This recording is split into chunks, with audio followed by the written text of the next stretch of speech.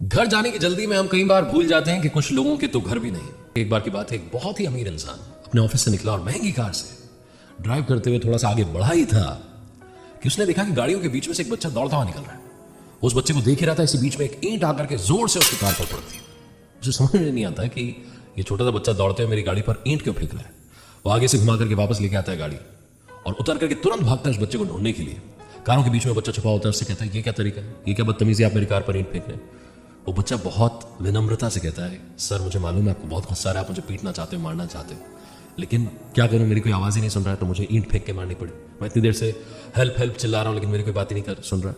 बहुत देर से मदद मांग रहा हूं, कोई मेरी तरफ ध्यान नहीं दे रहा है। बोले बात क्या हुई?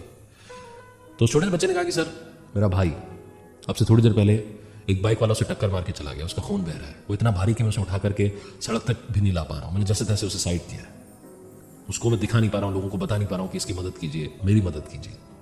कोई मेरी बात नहीं सुन रहा, इसीलिए मुझे ईंट फेंक करके आपकी कार पर मारनी पड़ी। ये जो बंदा था, अमीर इंसान, ऑफिस से निकला था, घर जाने के लिए लेट हो रहा था। ये उसके साथ गया, उसके भाई को देखा तो वाकई में बहुत भारी भरकम सा बच्चा, उसको ये उठा करके लाया।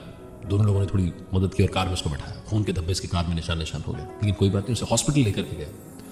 हॉस्पिटल में इमरजेंसी वार्ड में एडमिट करवाया। जब डॉक्टर ने कहा कि हाँ अब ये बच्चा खतरे से बाहर है, तो ये भाई साहब जो ऑफिस से निकले थे अपने घर के लिए वापस हॉस्पिटल से निकले।